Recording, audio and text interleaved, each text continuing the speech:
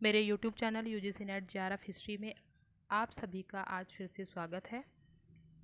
आज मैं आपके लिए लेकर आई हूँ मिडिवल हिस्ट्री के कुछ MCQs को जो आपके लिए एग्ज़ाम के पॉइंट ऑफ व्यू से बहुत ज़्यादा इंपॉर्टेंट होने वाले हैं। सो आज की वीडियो को हम स्टार्ट करते हैं। प्लीज़ इस वीडियो को आप एंड तक देखिएगा। आज का जो हमारा क्वेश्चन है वो है शेर शाह के प्रशासन के विषय में निम्नलिखित कथनों पर विचार कीजिए। जो शेर शाह का प्रशासन है उसके विषय में निम्नलिखित कथनों पर विचार करने हैं।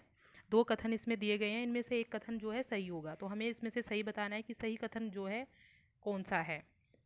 इसका जो करेक्ट आंसर है स्टूडेंट्स वो है ए, केवल एक।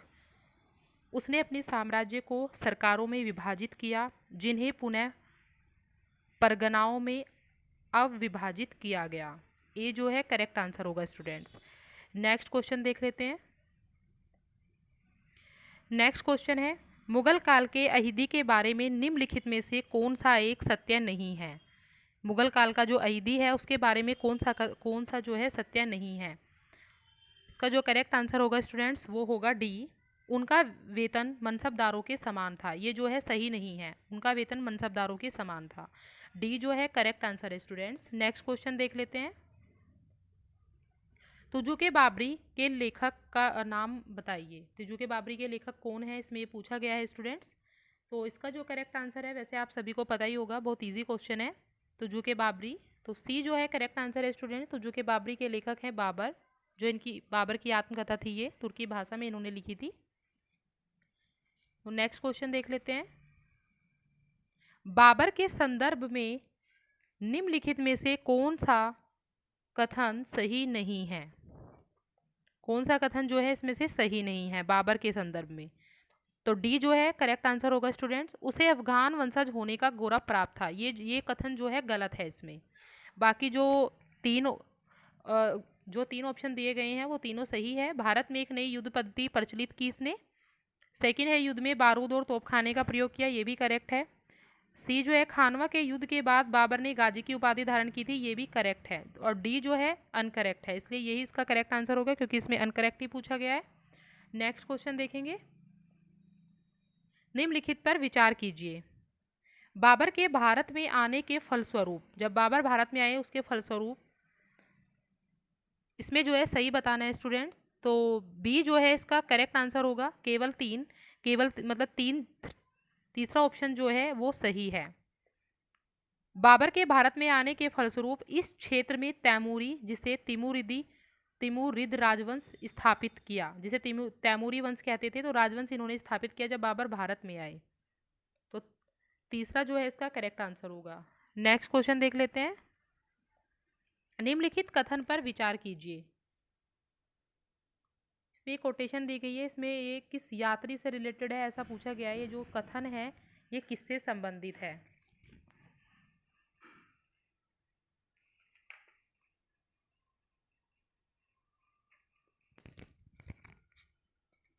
किसानों को इतनी अधिक उगाई दी जाती है कि उनके पास अपना पेट भरने के लिए भी मुश्किल से सूखी रोटी बचती है।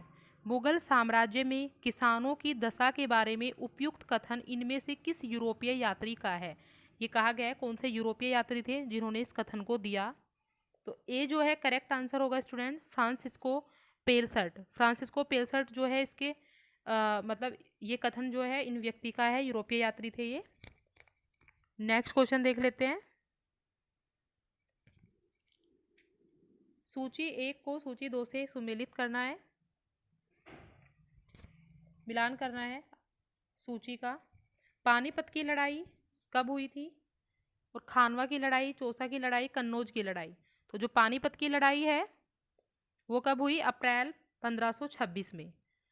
खानवा की लड़ाई मार्च 1527, चौसा की लड़ाई जून 1539 और कन्नौज की लड़ाई मई 1540।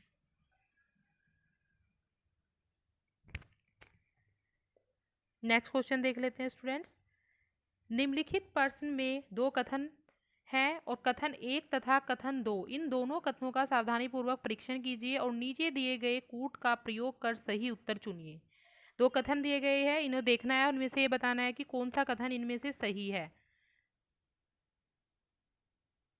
ये दोनों भी सही हो सकते हैं।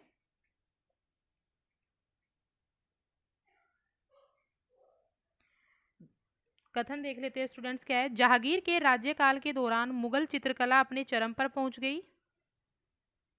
सेकंड है, औरंगजेब का राज दरबार मुगल चित्रकला शैली के लिए कुछ सर्वाधिक ख्यात कलाकारों से अलंकृत था। दो कथन दिए गए हैं, इनमें से देखना है कि कौन से कथन सही है। तो स्टूडेंट इसमें जो फर्स्ट वाला कथन है ये सही है, लेकिन जो सेकंड वाला कथन है ये गलत है। पहले वाला कथन जहांगीर के राज्यकाल के दौरान मुगल चित्रकला अपने चरम पर पहुंची थी, ये बिल्कुल करेक्ट है, लेकिन जो सेकंड वाला है वो इनकरेक्ट है। नेक्स्ट क्वेश्चन देखेंगे। मुगल भारत के संदर्भ में जहागीरदार और जमींदार के बीच क्या अंतर है। जहागीरदार और जमींदार, इन दोनों के बीच में अंतर पूछा गया है कि क्या अंतर है इन दोनों के बीच में। तो इसमें जो दो ऑप्शन दिए गए हैं स्टूडेंट्स, ये दोनों ही ऑप्शन जो है इसमें गलत हैं, कोई भी इसमें सही नहीं है। नेक्स्ट क्वेश्चन देखेंगे। औरंगजेब द्वारा संकलित इस्लामी कानून के वृहत्तम सार संग्रह का नाम क्या था।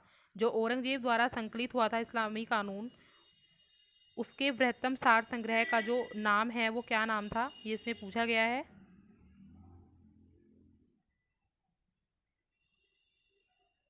ए जो है करेक्ट आंसर होगा स्टूडेंट्स, फतवा ए आलमगिरी। उनके जो संग्रह का नाम था वो था फतवा ए आलमगिरी। ए जो है करेक्ट आंसर है। नेक्स्ट क्वेश्चन देखेंगे। खानवा की लड़ाई के संदर्भ में निम्नलिखित कथनों में से कौन सा कथन सही नहीं है। इसमें गलत कथन बताना है कि इसमें सही नहीं है पूछा गया है। डी जो है इसका करेक्ट आंसर होगा स्टूडेंट्स, इस युद्ध से लौटते समय बाबर की काबुल में मृत्यु हो गई थी। ये कथन जो है इसमें दिया गया है, लेकिन ये कथन गलत है और गलत ही इसमें पूछा गया था। बाकी जो स्टार्टिंग के तीन कथन है वे बिल्कुल सही है। ए देख लेते हैं। ये बाबर और राणा सांगा के बीच लड़ी गई लड़ाई थी, बिल्कुल करेक्ट है। खानवा की लड़ाई बाबर और राणा सांगा के बीच में हुई। सेकंड है, राणा सांगा ने मुगल क्षेत्र बियाना पर अधिकार कर लिया था, बिल्कुल करेक्ट है। मेवात के हसन खां मेवाती ने राणा सांगा का साथ दिया था, ये भी राइट है। लेकिन जो डी ऑप्शन है ये इसका करेक्ट आंसर है कि इस युद्ध से लौटते समय बाबर की काबुल में मृत्यु हो गई, ये गलत है। इस समय नहीं हुई थी, 1530 में बाबर की मृत्यु हुई है। इसके बाद खानवा के युद्ध के बाद उसने दो युद्ध और लड़े हैं। तो नेक्स्ट क्वेश्चन देखेंगे स्टूडेंट्स। 1799 में किंग जॉर्ज को बादशाह नामा किसने भेंट किया था। किंग जॉर्ज थे, उन्हें बादशाह नामा किसने भेंट किया, ये इसमें पूछा गया है। तो सी जो है करेक्ट आंसर है स्टूडेंट्स, अवध के नवाब। अवध के नवाब को, अवध के नवाब ने किंग जॉर्ज को बादशाह नामा भेंट दिया था। और बादशाह नामा जो है वो अब्दुल हमीद लाहौरी जो है उनकी रचना है। सी जो है करेक्ट आंसर होगा स्टूडेंट्स। नेक्स्ट क्वेश्चन देखेंगे। फर ए इज्जदी, फर ए इज्जदी का विचार जो मुगल राजतंत्र का आधार था, इनमें से किस सूफी संत द्वारा सबसे पहले विकसित किया गया था। कौन से सूफी संत है जिनके द्वारा यह विकसित किया गया। इसका जो करेक्ट आंसर होगा स्टूडेंट्स वो होगा ए, सिहाबुद्दीन सुहरावर्दी। सिहाबुद्दीन सुहरावर्दी जो है इसका करेक्ट आंसर है। तो ए जो होगा करेक्ट आंसर होगा। नेक्स्ट क्वेश्चन देखेंगे। अकबर के दरबार के सुलेखकार का नाम क्या है जिसे जरीन कलम या स्वर्ण कलम के नाम से सम्मानित किया गया था।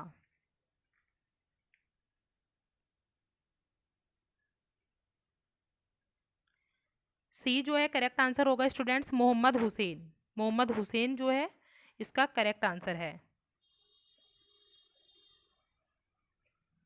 जरीन कलम की उपाधि इन्हें दी गई थी। नेक्स्ट क्वेश्चन देखेंगे। बाबर के संदर्भ में निम्नलिखित कथनों पर विचार कीजिए और इनमें से जो सही हैं वो हमें बताने हैं, कौन से इसमें से सही हैं। इसके जो करेक्ट आंसर हो गए स्टूडेंट, तीनों ही इसमें करेक्ट हैं। देख लेते हैं। बाबर ने रूसी युक्ति रक्षा प्राचीर उस्मानियों से ग्रहण की थी, बिल्कुल सही बात है। सेकंड है, पानीपत की लड़ाई में उस्मानियों तोपची उस्ताद अली और मुस्तफ़ा बाबर के साथ थे, बिल्कुल राइट है, दोनों तोपची थे इनके। थर्ड है, बाबर के अनुसार उसने भिरा का किला जीतने हेतु बारूद का प्रयोग किया था, ये भी बिल्कुल राइट है। तो तीनों ही इसमें करेक्ट होंगे। नेक्स्ट क्वेश्चन देखेंगे। निम्नलिखित कथनों पर विचार कीजिए और इनमें से असत्य बताना है, गलत जो है। तो इसका जो करेक्ट आंसर होगा स्टूडेंट्स वो होगा बी, केवल दो जो है इसमें गलत है। बाबर जब भारत के दरवाजे पर दस्तक दे रहा था उस समय दिल्ली का शासक सिकंदर लोदी था। ये इसमें गलत है, सिकंदर लोदी नहीं थे, इब्राहिम लोदी थे शासक। और पहला जो है सही है। 1525 ईस्वी तक उत्तर भारत की राजनीतिक परिस्थितियां एक निर्णायक युद्ध को आमंत्रित कर रही थी। ये बिल्कुल राइट बात है।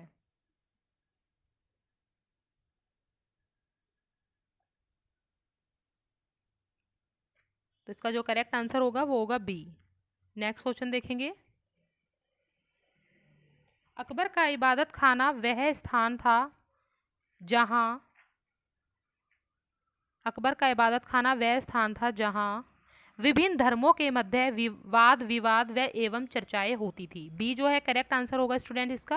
विभिन्न धर्मों के मध्य वाद विवाद या चर्चाएं होती थी। इबादत खाना वह जगह थी जहां पर विभिन्न धर्मों के लोग आपस में बातचीत करते थे और चर्चाएं करते थे सभी धर्मों से रिलेटेड। तो बी जो है करेक्ट आंसर है। नेक्स्ट क्वेश्चन देखेंगे।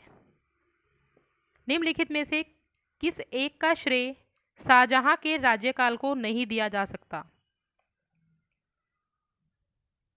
निम्नलिखित में से किस एक का श्रेय शाहजहां के राज्यकाल को नहीं दिया जा सकता? बी जो है इसका करेक्ट आंसर है स्टूडेंट्स, किला कूना मस्जिद। किला कूना मस्जिद जो है इसे नहीं दिया जा सकता।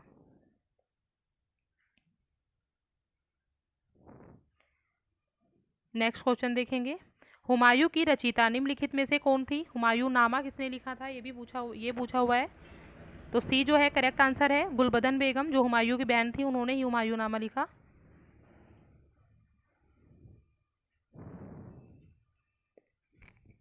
इसका जो करेक्ट आंसर होगा स्टूडेंट्स वो होगा सी, हुमायूं नामा की रचयिता गुलबदन बेगम है। सो स्टूडेंट आज की वीडियो में हमने काफ़ी क्वेश्चंस कंप्लीट किए हैं।